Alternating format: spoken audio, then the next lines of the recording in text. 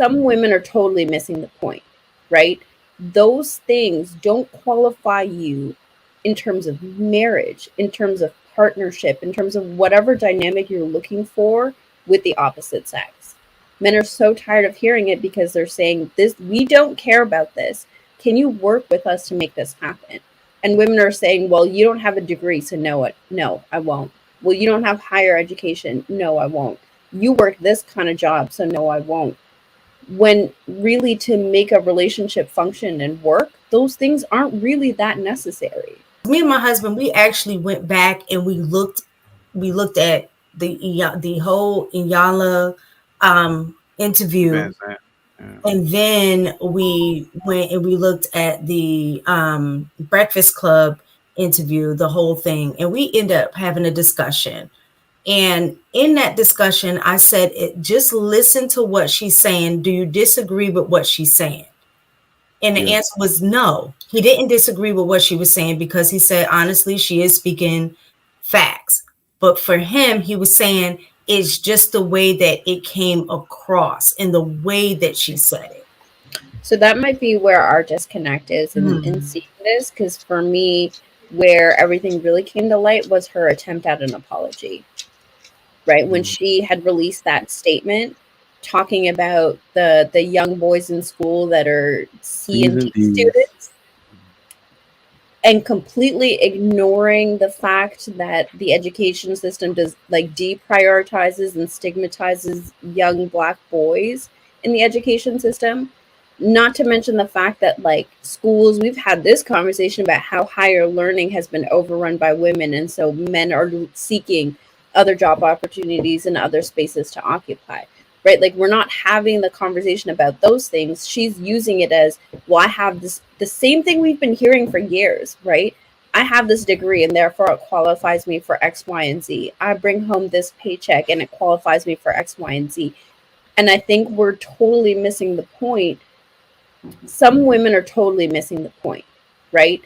Those things don't qualify you in terms of marriage, in terms of partnership, in terms of whatever dynamic you're looking for with the opposite sex. Men are so tired of hearing it because they're saying, this, we don't care about this. Can you work with us to make this happen? And women are saying, well, you don't have a degree, so no, I won't. Well, you don't have higher education. No, I won't. You work this kind of job, so no, I won't. When really, to make a relationship function and work, those things aren't really that necessary. I agree, and I'm gonna let somebody else get there off, so it won't be.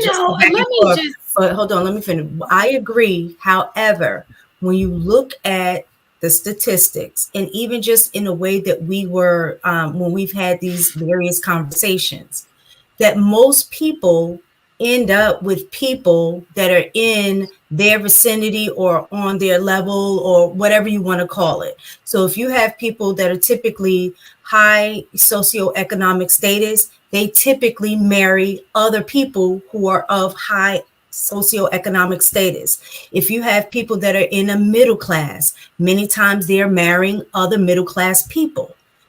Even when you get to the lower class, they're marrying more, within that same circle. So I don't understand where people are getting upset when the stats show that you're typically marrying within your, what we're talking about, your own tribe or what have you.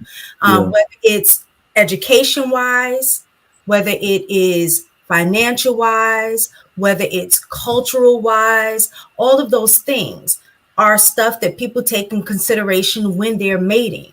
So I don't understand why everybody was upset with that, because we know that most people, even Mike, when I asked you last week, would you allow your daughter to marry a bus driver? And you said no. Well, I don't know how this week has gone. I don't know why we're still on the bus driver. Nobody expects an upper class woman to date a bus driver. I don't know how we're still on this.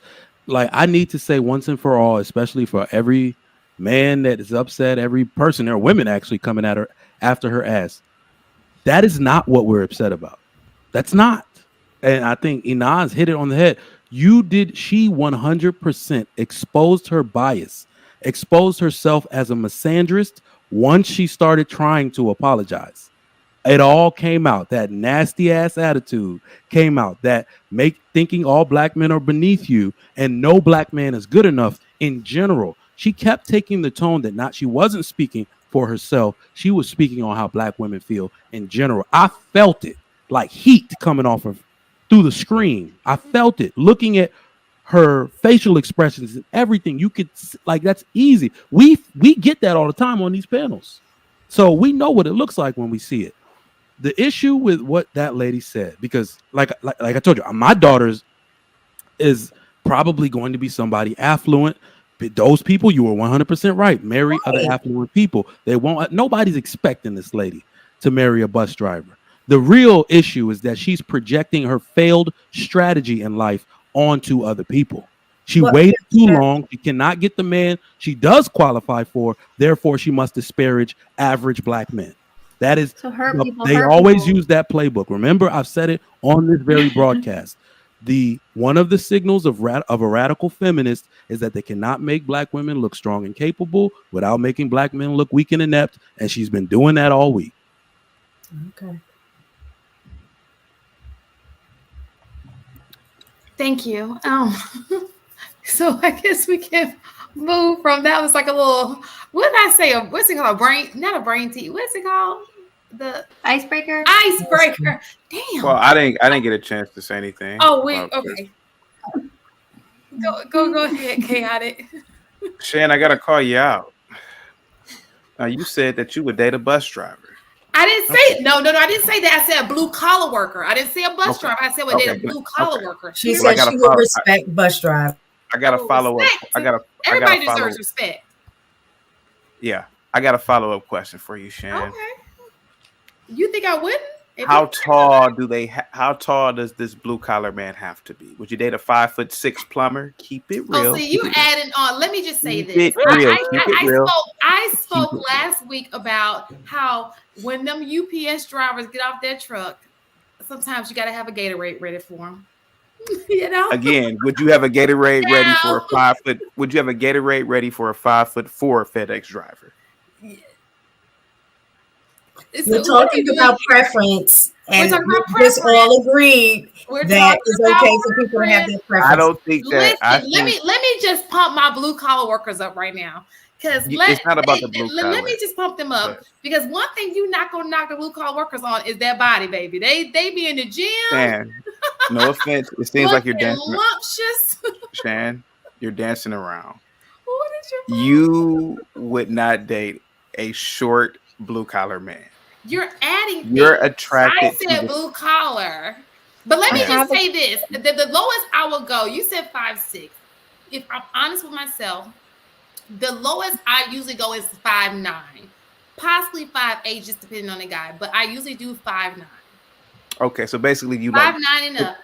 Chaotic, how tall are you? I'm 5'6". How tall am I? Yeah. Put it this way: I'm taller than Muggsy Bogues. So you taller than 5'2"? Well, Muggsy Bogues was 5'3", so I'm taller than Muggsy Bogues. Yeah. Do you qualify for Did you hit the height criteria that she just described? It's not about me. I'm just asking questions. I think a lot of women are full of shit. I think a lot of women really are just into looks, like how men are into looks as well. I think women, listen, I have to be attracted. Some people are not. For me, I have to be attracted to my. He doesn't have to be a god, but because a lot of people say, "Oh, he's not that attractive to me," but I think he's attractive. As long as I think he's attractive, that's all that matters. Marcus, put it this way: Did you just call him Pookie? Just because he's blue collar does not make him Pookie. Are you drunk, Shan? Saggy pants. Shan, he didn't say Pookie. No, somebody in the thing. Marcus, put it this way: I can stand toe to toe with Spud Webb.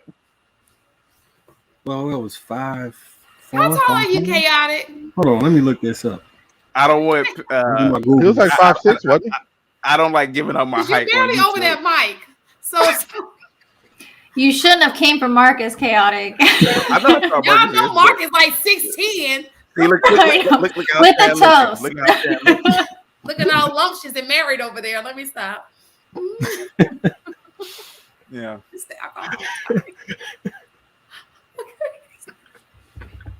Pray for me. Y'all really, it's Cinco de Mayo, right?